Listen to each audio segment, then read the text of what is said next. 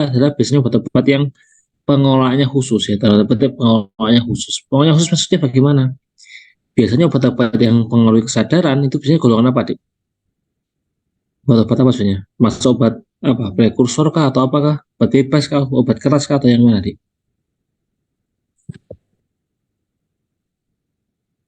Golongan apa biasanya? Obat narkotika dan psikotropika. Ya, jadi otomatis obat-obat masa dan anestesi ini dia masuk, biasanya dia akan masuk dalam obat-obat golongan narkotika dan psikotropika yang dimana pengolahannya juga harus hati-hati ya. Ada pelaporan tiap bulan, juga di apotek seperti itu. Tapi tidak apa, kita nanti belajar pelan-pelan ya. Sama tahu nanti ada yang bekerja di apoteker di ruang operasi. Nah, kan ada dia harus paham bagaimana obat-obatan ruang operasi itu bekerja. Error. Ya, apa sih yang kita akan pelajari pada hari ini ya? Yang pertama kita akan belajar bagaimana prinsip-prinsip obat anestesi secara umum ya, secara umum bagaimana. Kemudian apa sih yang kita ingin capai dengan anestesi ya? Kemudian bagaimana menjaga agar efek anestesi itu tetap ada ya. Kan tidak lucu juga ya, misalkan tengah-tengah operasi pasiennya bangun ya kan tidak lucu. Cep bangun loh. Kok saya dibedah perutnya kan tidak lucu ya. Tuh, jadi menjaga agar efek anestesinya tetap ada. Jangan sampai pasien tiba-tiba sadar pas tengah-tengah operasi, pas dibeleh itu perutnya sadar kan. Bahaya lah ya, jangan sampai. Kemudian juga pas relaksan, yaitu kita akan bahas obat-obatan yang bekerja untuk melemaskan otot. Ya. Jadi otot pun juga perlu dilemaskan ya, bukan dipijitkan ya. Ini juga ada obat-obatan yang khusus untuk melemaskan otot. Ya.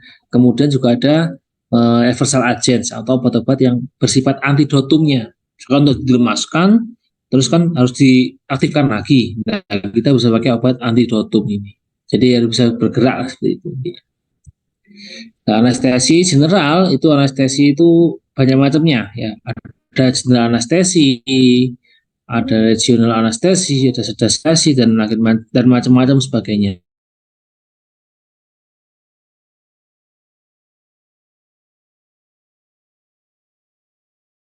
Itu bagian bawah atau bagian atas tubuh yang dianestesi. Kalau sedasi ya tidur ya. Kalau anestesi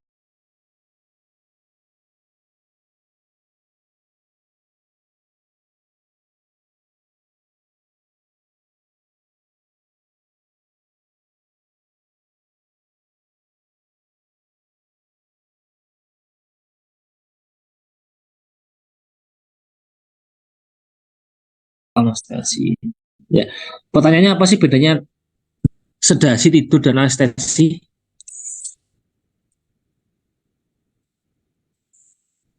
Bedanya apa, Dek? Gimana sudah diskusi belum dengan di farmakologi?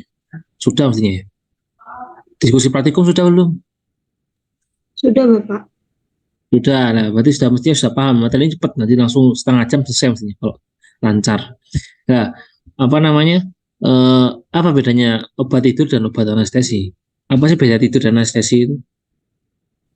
Mungkin kalau misalnya sedasi itu lebih langsung ke ngantuknya ya Pak. Tapi kalau misalnya anestesi itu juga pengurangan rasa sakit dalam tubuh. Itu mungkin. Terima kasih. Ya, jadi betul ya. Kalau sedasi dia efek ngantuknya ya. Namanya orang ngantuk digepuk ya bangun, ya. Dijiwit ya bangun. Nah, bagi gempa aja bangun kadang-kadang orang ngantuk. Tapi kalau ngantuknya kena kadang-kadang gempa ya tetap lanjut tidur. Nah, kalau anestesi ya, walaupun ada gempa ya dia gak akan sadar ya. Tahu-tahu sudah di luar aja gitu. Anestesi digepuk pun dia gak akan sadar ya. Diguling-gulingkan, bahkan sampai dibedah perutnya pun tidak akan sadar. Namun juga anestesi, dia ada efek anestesinya, ada efek tidak sadarnya, ditambah juga efek analgesiknya, anti nyerinya. Nah, kalau obat tidur dia nggak ada, dia cuma menidurkan saja, masuk fase tidur. Ya, ada prinsip utama dalam pemberian obat anestesi, yaitu give a little and wait. Kenapa ini penting? Ya, obat anestesi itu kerjanya cepat atau lambat biasanya? Obat-obat anestesi itu kerjanya cepat atau lambat? Kira-kira? Cepat ya, cepat ya, jangan sampai terlalu lama ya. Misalkan operasinya jam 8, terus ternyata dia diinjeksi sekarang baru ngefek setengah jam lagi. Kelamaan dokternya setelah antri pasiennya. Ya, jadi efek anestesi cepat. Nah, karena dia cepat, ya ketika kelebihan sedikit dosisnya, efek toksiknya juga cepat atau lambat? Cepat juga. Iya cepat, dia cepat juga mencapai efek toksik. Nah, oleh karena itu, ini ada kata-katanya. You can always give more, but once it's in. Ya. Jadi ketika kamu bisa nambah lagi, gitu ya. Tapi ketika kamu obatnya sudah masuk ke dalam tubuh, bisa dikeluarkan lagi apa enggak? Nggak bisa. Nggak bisa, ya. Langsung dia kembali toksik. Nah, maka dari itu, biasanya dokter anestesi dia akan memberikan obat dalam jumlah sedikit terlebih dahulu, tidak dilihat responnya pasien, jika kurang baru ditambah. Nggak mungkin langsung dikasih dosis besar. Ya, karena apa? Tadi itu, ketika sekali masuk, terus ternyata pasien itu ternyata dia itu metabolismenya lambat, efeknya apa? Kadar darah bisa meningkat, bisa toksik pasti. Nah, itu yang bahaya. Kan nggak mungkin ya, jangan sampai kan orang operasi kan pengennya sehat ya. Nanti dioperasi dengan anestesi, ternyata dia malah tidurnya tidak bangun-bangun kan bahaya. Ya harapannya kan setelah tidur anestesi ya bangun lagi. Kalau misalkan terlalu banyak obatnya, bisa tidur terus. Bahaya juga tidur terus. Nah, apa sih yang kita inginkan dari anestesi itu? Ya ini ya, loss of awareness, jadi kehilangan kesadaran dan amnesia atau hilang ingatan. Ya, kamu kalau misalkan tanya ke orang operasi kan tidak pernah ada yang tahu kan, kamu dioperasi diapain tadi kan tidak mungkin jawab.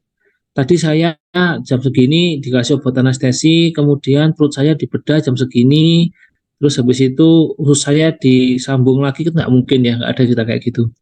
Orang di anestesi, dioperasi pasti tahunya, nggak tahu aku pokoknya emang tadi saya setelah operasi, tahu-tahu sudah dioperasi gitu aja, nggak tahu tindakan operasi itu nggak tahu. Ya makanya itu efek dari anestesi, dia akan menghilangkan ingatan, amnesia, gitu ya. Dan dia juga akan berfungsi untuk try to make the world horrible thing. Oke, jadi membuat sesuatu yang menakutkan menjadi oke, aman-aman saja. Gitu. Nah, siapa sih yang mau dioperasi kayaknya kalau misalkan ada pilihan operasi sama obat, pasti orang milihnya obat aja dibanding operasi. Ya begitu juga dengan saya ya. Misalnya mungkin adik-adik tahu ya, kalau yang sudah dewasa umur 20 tahun ke atas sebenarnya di bagian belakang gigi ini ya, ada gigi yang tuh timbul ya, tumbuh ya. Dia tumbuhnya pada saat akhir-akhir seperti itu. Nah, biasanya dokter itu nggak nyabutnya itu harus dioperasi. Saya tuh paling takut sudah, saya pasti operasi-operasi lagi gigi itu saya agak trauma, ya. Trauma di coblos jarum di gigi saya, ya. Sehingga akhirnya saya cari dokter lain yang nggak suruh operasi gitu kalau saya. Akhirnya ketemu, jadi saya ke dokter itu aja, nggak pernah ke dokter yang satunya itu ya. Karena ini harus operasi nih Pak, gitu harus ke rumah sakit dioperasi. Waduh, saya cari dokter yang lain aja dah yang nggak operasi. Ternyata dibersihkan aja, insya Allah nggak nyeri. Bisa. Akhirnya saya ke sana. Nah itu ya.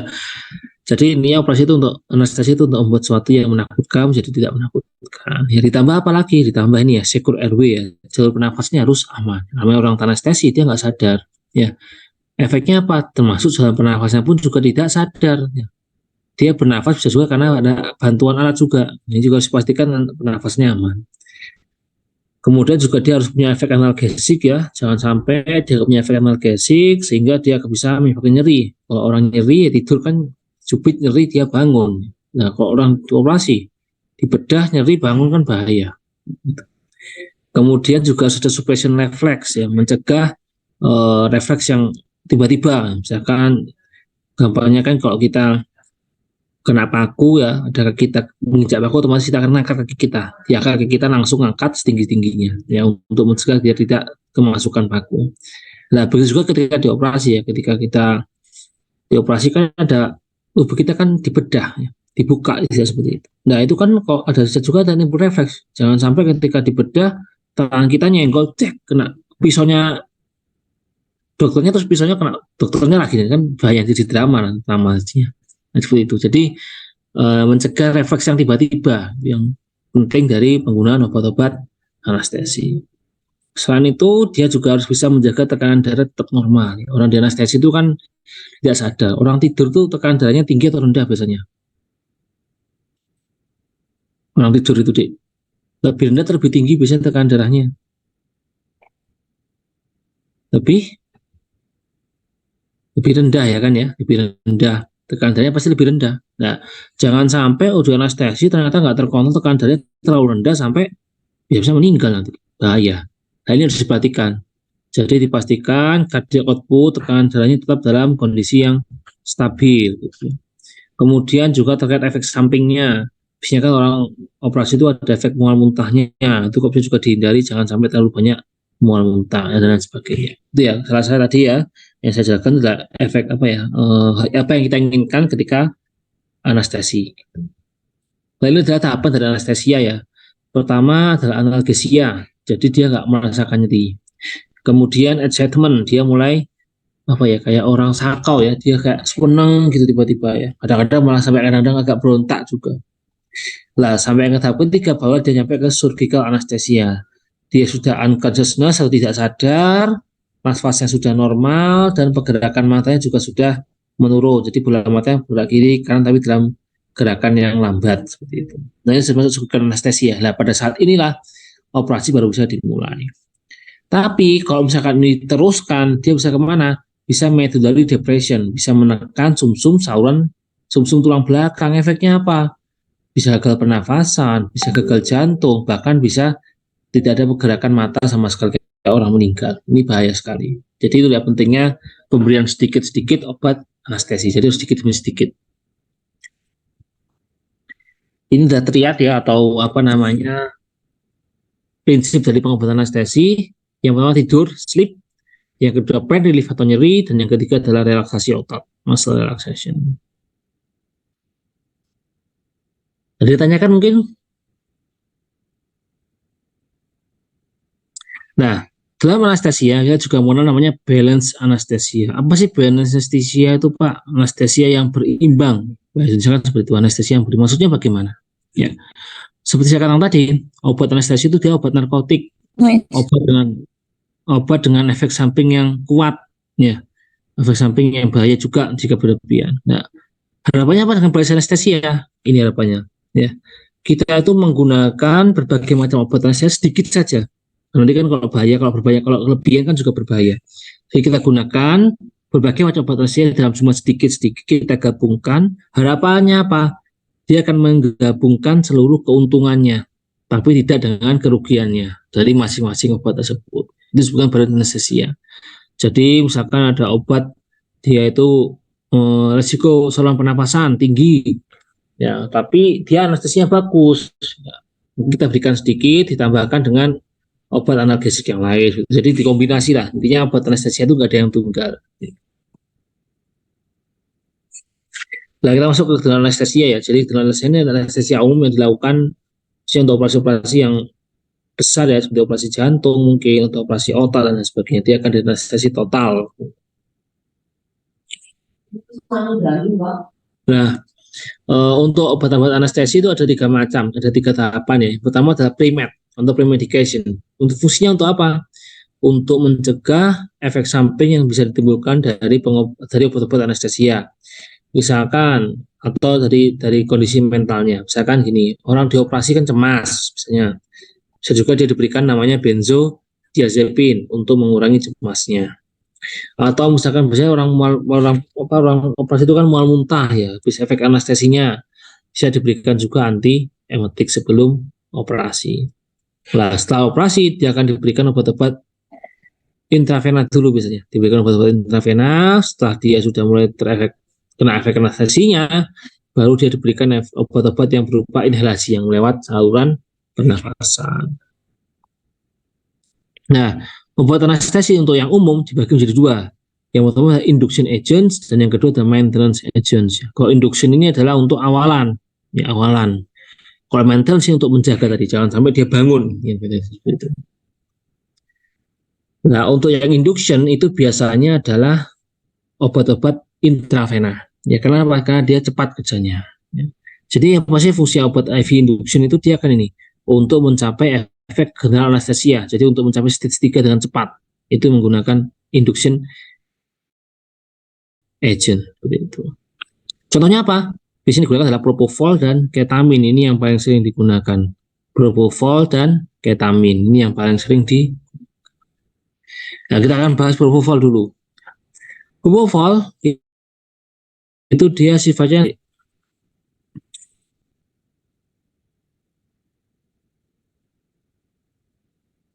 Beda maksudnya apa? Obat analgesik itu maksudnya bagaimana?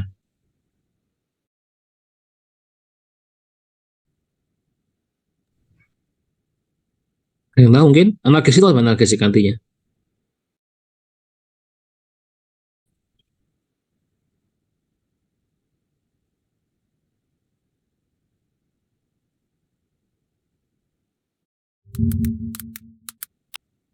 Itu menghilangkan rasa nyeri. Ya, untuk mengurangi rasa nyeri. Ya, jadi propofol ini dia itu bisa menidurkan ya, bisa menidurkan, tapi dia tidak punya efek analgesik. Nah, berarti kan dia memenuhi tidak obat sebagai apa namanya sebagai obat anestesi kalau gitu dia yang sempurna? Ya, Pak. Tidak memenuhi. Ya. Dia bisa menidurkan, tapi dia tidak punya efek analgesik. Akhirnya bagaimana? Perlu dikombinasikan dengan obat-obatan yang memiliki efek analgesik. Contohnya apa? Fentanyl. Ya, fentanyl obat apa nih? Narkotika. Ya, dia obat narkotika yang penggunaannya khusus. Sama seperti apa? Narkotika yang tidak tahu apa? Obat narkotika yang diketahui ada apa aja?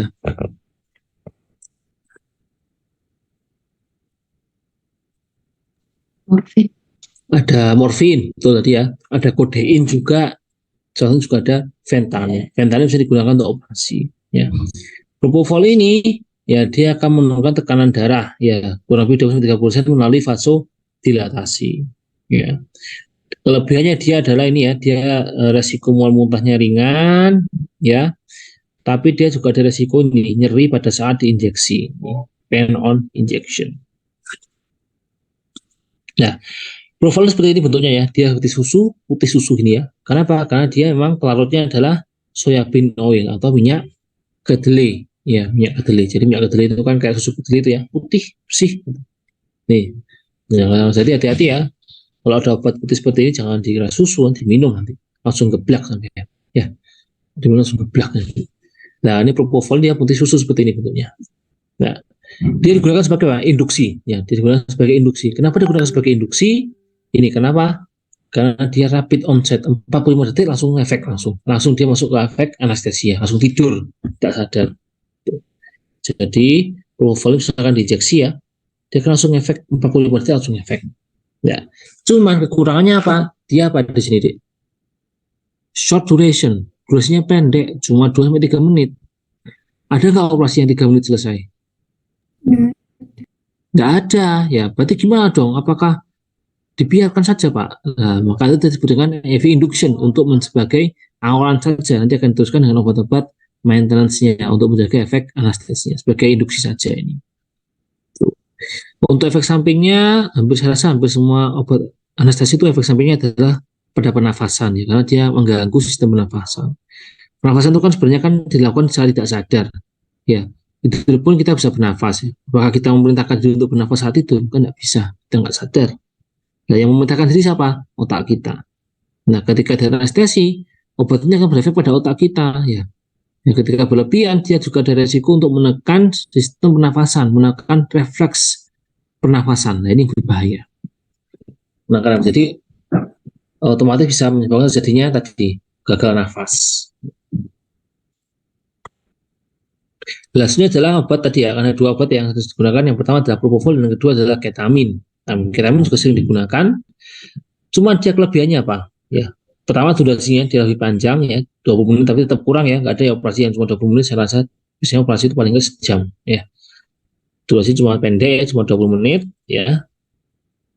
Durasinya lebih panjang maksudnya. Dan juga dia punya efek apa ini?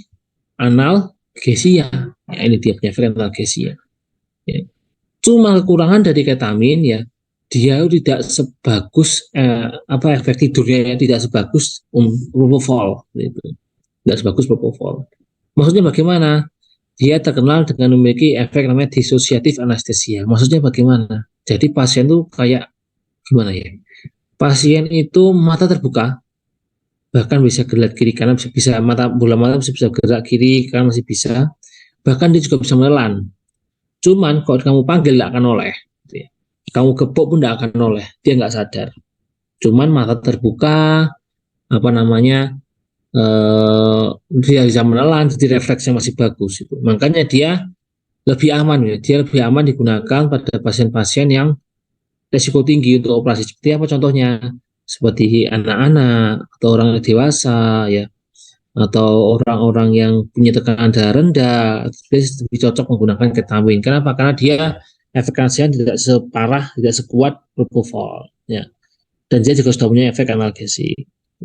Biasanya untuk ketamin ini digunakan untuk operasi-operasi ringan ya. Contohnya seperti operasi superficial, operasi kulit, itu dia bisa menggunakan ketamin ini.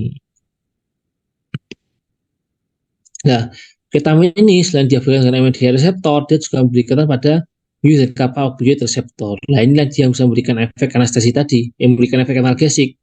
Karena dia bisa berikan dengan reseptor opioid yang merupakan reseptor nyeri. Gitu. Nah, untuk onsetnya cukup cepat ya, 1 menit ya. Jadi dia bisa digunakan sebagai IV induction. Kemudian juga ada fentanyl. Jadi saya cuma jelaskan ya. Jadi fentanyl adalah obat apa? Dia analgesik kuat. Ya. Jadi dia efeknya analgesik kuat. Tapi dia tidak benar-benar amnestik atau tidak benar-benar sebagai obat anestesia. Ya. Jadi tidak memiliki efek anestesinya jelek. Gitu. Ya, makanya dia dikombinasikan dengan tadi propofol. Dikombinasikan dengan propofol, apa harapannya tadi dia bisa memberikan efek analgesik ya, dan juga dia dengan propofolnya dia bisa diberikan efek sedasinya.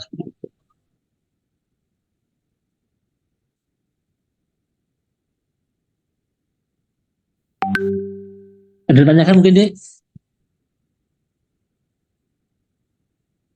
Jelas ya? Oke, jadi ini obat-obat. Nah, tadi kan sudah ada induksi ya. Jadi pasien sudah diinduksi, sudah tidak sadar, sudah anti nyeri ya. Nah, cuman karena induksi itu pendek ya waktunya, maka perlu diberikan maintenance atau untuk yang menjaga efek anestesinya. Biasanya apa? Biasanya adalah inhalation agent atau bentuknya berupa inhalasi. Dia diserap melalui pernafasan seperti itu. Nah, kalau saya lihat di sini, MAC adalah patokan dari efektivitas suatu obat anestesi inhalasi. Ya. Semakin kecil MAC-nya, maka dia semakin efektif. Intinya karena dia bisa menganestesi orang banyak dengan dosis yang lebih sedikit. Itu maka disebut dengan efektif. Kalau kita lihat tabel ini yang paling efektif yang mana, Dik?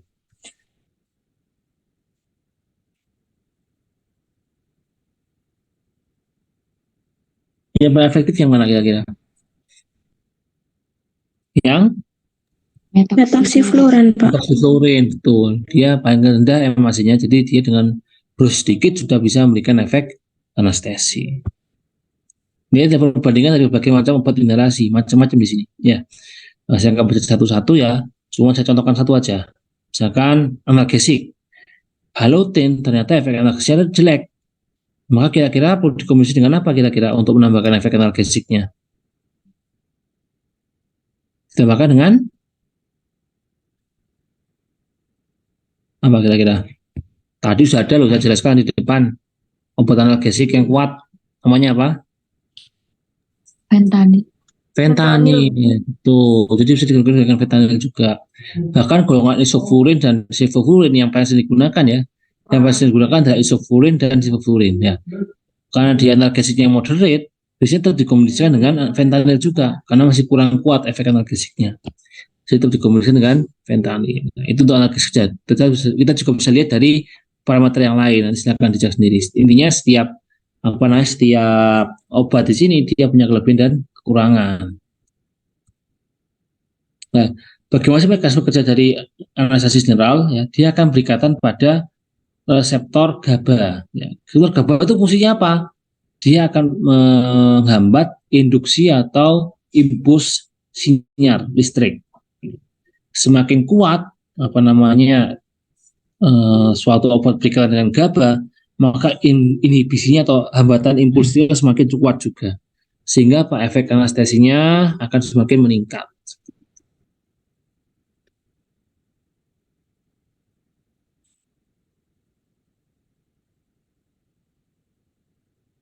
Nah, ini adalah urutan dalam penggunaan obat-obat anestesi pada general anestesi.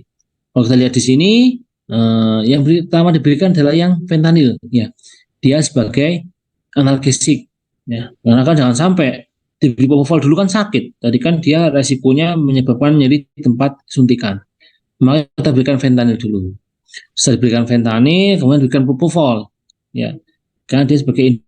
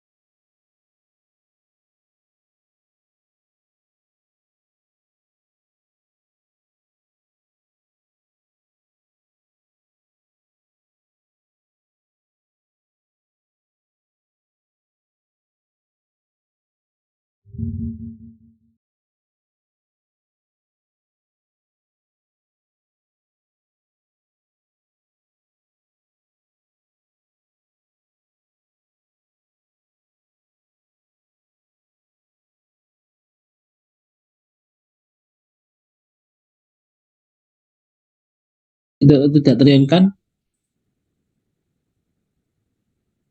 Obat anestesi yang bagus yang tidak terionkan, ya yang terionkan itu semakin bagus. Sama kayak NaCl, garam dapur sudah terionkan, jadi Na+ dan Cl- masih karakteristiknya masih sama dengan garam apa enggak kira-kira?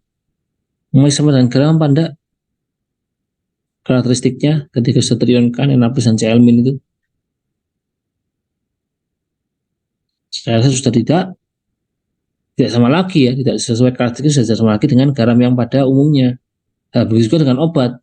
Ketika dia terionkan, maka sudah tidak seutuh, ya tidak akan sama lagi dengan obat yang utuhnya. Jadi otomatis obat yang bagus yang tidak terionkan. Nah, kalau terlihat di sini ya, ternyata semakin dia lipid soluble ya, semakin larut lemak, maka dia semakin potensinya semakin kuat. 80, maka potensinya bisa 8 kali lipatnya dari prokain. Dan juga ada ikatan protein. Ikatan protein ini penting juga ya. Semakin tinggi ikatan proteinnya, maka semakin panjang durasinya. Kenapa seperti itu? Karena kan obat tadi kan dia berkaitan dengan protein. Ketika semakin banyak berkaitan dengan protein, maka yang bebas juga akan semakin sedikit. Karena yang bebas semakin sedikit, maka yang tersekresi juga akan semakin sedikit. Sehingga apa? Durasinya akan semakin panjang seperti itu. Nah ini ya, kalau lihat di sini ternyata yang memiliki PK yang lebih rendah, dia umumnya akan lebih cepat efek anestesinya. Gitu. Contohnya dukain ya, PK-nya lebih rendah, dia cukup 2 menit sudah memberikan efek anestesi. Dia 2 menit sudah bisa memberikan efek anestesi lokalnya.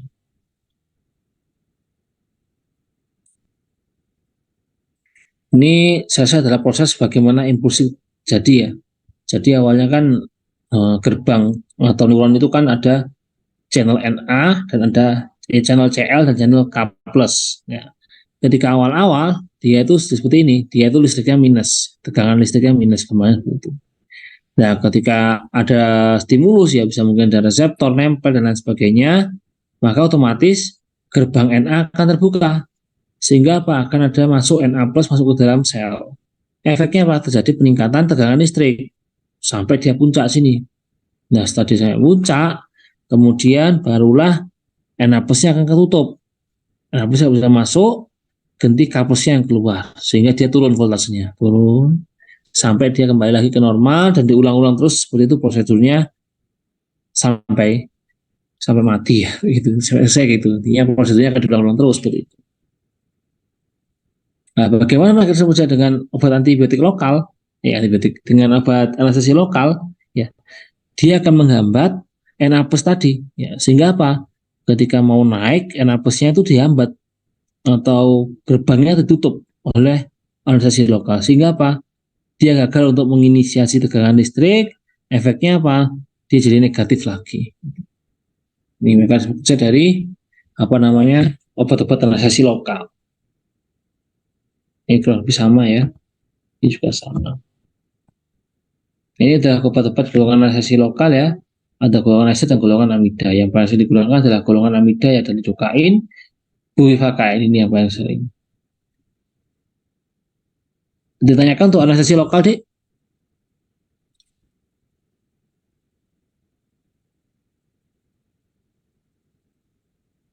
Ada yang mau diskusikan mungkin?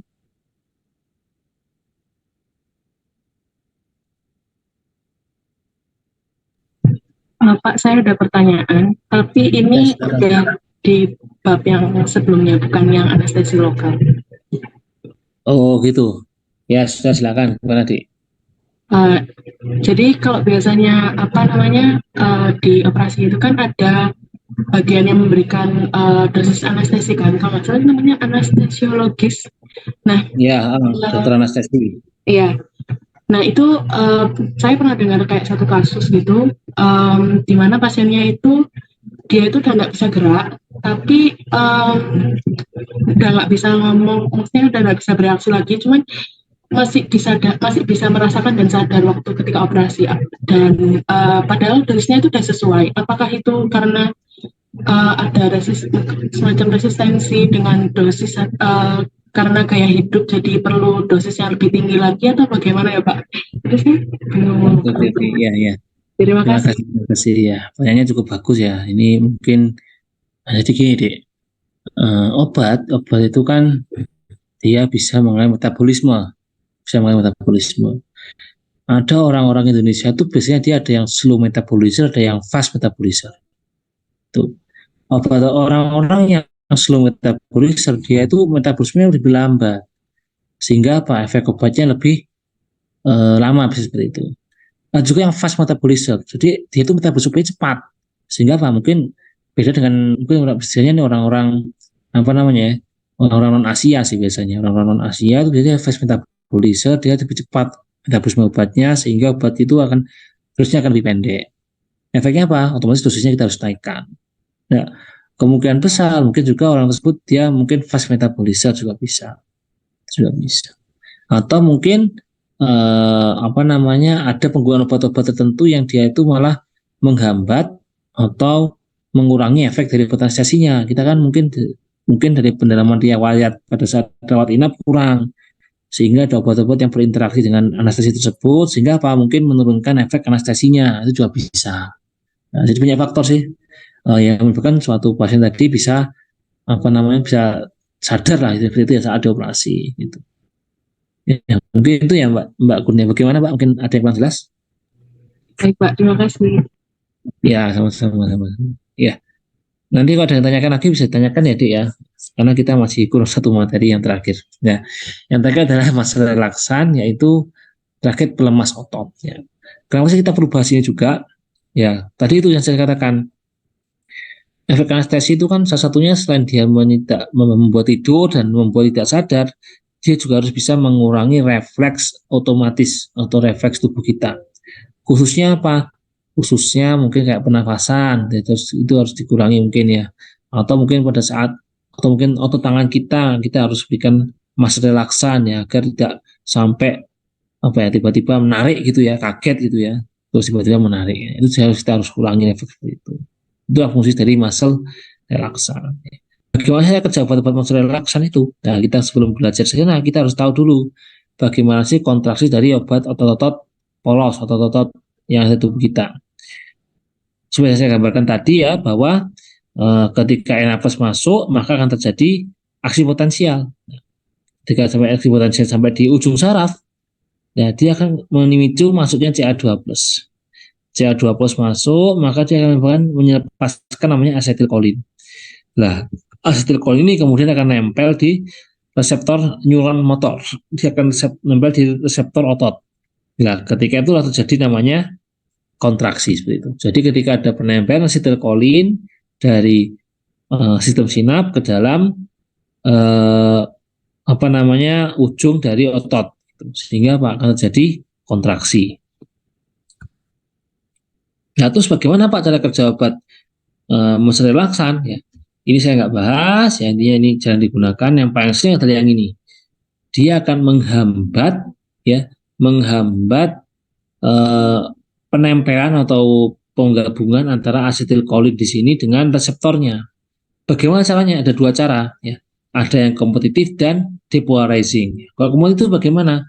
Jadi misalkan ini ada obat namanya misalkan Vecuronium diinjeksikan, masuk dia akan nempel di tempatnya asetilkolin. Sehingga apa? Asetilkolin yang harusnya dia bisa nempel di sini, dia nggak bisa nempel. Karena sudah ditempati oleh obat tadi. Akhirnya apa? Ya jadi kontraksi. Yang nempel bukan asetilkolin, yang nempel kan obatnya. Yang mungkin dengan memiliki struktur yang bersama dengan asetilkolin. Sehingga apa? Kontraksi tidak terjadi, efeknya adalah pasien jadi lemas ototnya. Itu gampang itu. Nah, itu yang kompetitif. Kalau yang depolarizing ini beda lagi, ya. Dia akan menyebabkan terjadinya pelemasan otot yang permanen. Maksudnya permanen bagaimana? Apakah terus-terusan tidak bisa kembali lagi? Bukan. dia akan permanen itu sampai obat tersebut habis atau sampai obat tersebut dieskresi total atau di metabolisme total. Jadi mungkin agak lama lah. Contohnya apa? Contohnya adalah susametonim atau suksinil kolin. Dia bisa digunakan untuk tindakan-tindakan tertentu. Ya. Jadi ketika kalau yang ini dia akan nempel juga di asetilkolin ya. Kemudian ketika dia nempel, dia akan membuat terjadinya tadi enapes akan tidak bisa masuk ya. Kemudian tidak akan jadi kontraksi. Nanti akan saya jelaskan detailnya. Nah, apa sih indikasi dari masa relaksan itu? Sebenarnya indikasinya adalah ini untuk tracheal intubation. Mungkin yang cewek-cewek yang sering lihat di drama Korea ya, itu kan ada orang dokter di sini ya, setelah bernafas dia dibolongi di tenggorokannya kemudian dipasang kayak pipa. Nah, itu dengan tracheal intubasi atau intubasi trakea jadi untuk memudahkan saluran nafas. Nah, pada kondisi seperti ini harus diberikan masa relaksan. Kenapa? Karena otot trakea atau otot bronkus itu otot trakea itu dia bisa mengalir dan bisa melebar ya. Takutnya ketika dipasangkan pipa intubasi trakea malah jadi kontraksi sehingga tidak bisa masuk. Akhirnya pasien bisa meninggal, itu bahaya. Kemudian juga pada saat pemasangan ventilator, pada saat di COVID kemarin sempat sering digunakan ya, digunakan untuk pemasangan ventilator. Nah, yang perlu ditegaskan adalah dia tidak memiliki efek analgesik maupun sedasi. Ini yang perlu ditegaskan.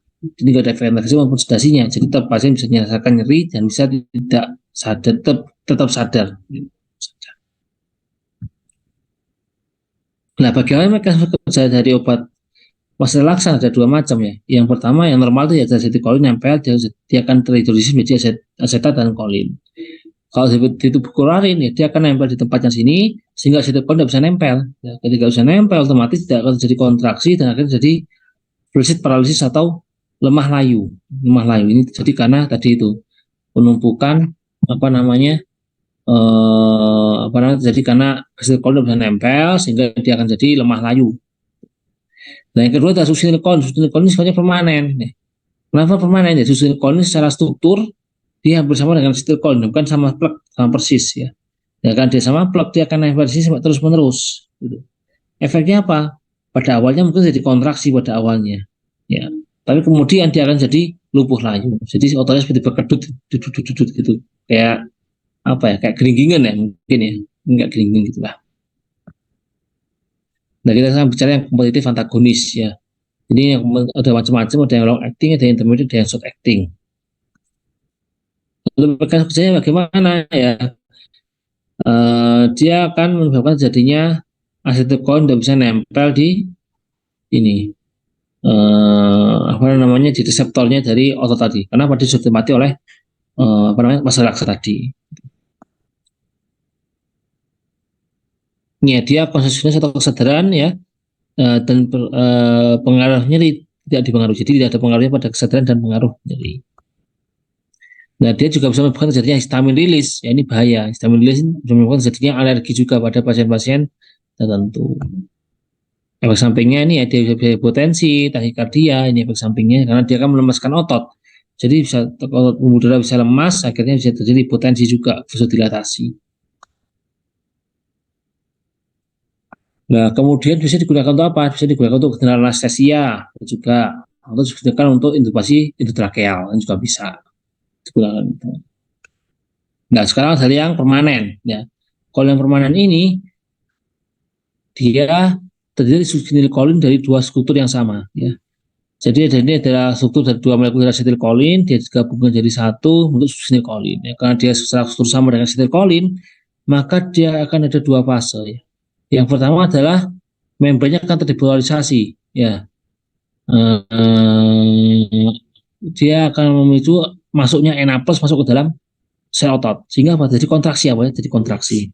Kemudian setelah semakin lama enaples masuk. Ya, harus masuk, efeknya apa? Dia akan jadi tidak sensitif lagi terhadap asetilkolin. Ya. Sehingga apa? Ketika ada enaples masuk, dia akan nutup, gerbangnya akan nutup langsung, karena dia sudah tidak sensitif lagi. Sehingga barulah pada kondisi dia akan jadi lemah layu tadi, jadi lemas. Jadi awalnya jadi kontraksi sebentar, kemudian jadi lemas. Nah, biasanya ini perbedaannya ya nanti ya. Nah, perbedaannya itu bagaimana perbedaannya? Ini perbedaannya adalah ini. Kalau yang sustainable dia itu rapid onset short duration, jadi cepat penggunaannya, efeknya cepat ya, tapi durasi pendek. Beda dengan yang kompetitif, dia itu onsetnya lambat, tapi durasinya lama. Nah, ini dengan short long duration. Gitu. Kalau yang kompetitif dia kompetitif blokade, kalau sustainable pun dia persisten deposit, jadi tidak ada antidotumnya. Tapi kalau yang kompetitif blokade dia bisa diberikan nanti dotumnya.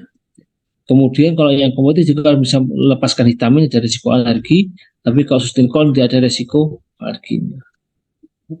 Jadi adalah obat yang digunakan untuk membalikkan efek dari masa relaksasi namanya neostigmin. Bagaimana cara kerjanya? Dia meningkatkan konsentrasi ACH, asetilkolin, sehingga otomatis obat tadi akan lepas dan digantikan dengan asetilkolin. Ini perbedaannya sudah jelaskan ya, kurang lebih sama ya. Nah, ada efek yang penting harus dia tahu ya untuk penggunaan neuromuscular blocker, yaitu dari respiratory paralysis atau gangguan atau kegagalan nafas. Ini bahaya juga. Jadi harus hati-hati pada penggunaannya dengan obat pelemas otot ini. Yang paling penting adalah respiratory paralysis atau gangguan pernafasan. Kemudian yang untuk sinikol ini ada efek yang cukup unik, yaitu adalah magnetizing hipertermia atau demam yang bandel, tidak sembuh-sembuh, bahkan dengan pemberian paracetamol pun. Jadi demam, pasien demam, beriak hangat gitu. Ya, tapi ketika diberikan paracetamol tidak turun dia. Ini disebutkan magnetizing hipertermia. Jarang terjadi, tapi memang jarang terjadi. Kasus ini jarang terjadi. Mungkin ditanyakan sih untuk pelemas otot.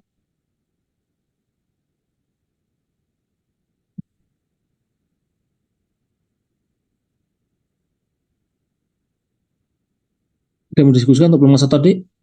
Atau yang tadi, materi tadi ya, ada yang mau ditanyakan, yang kurang jelas mungkin?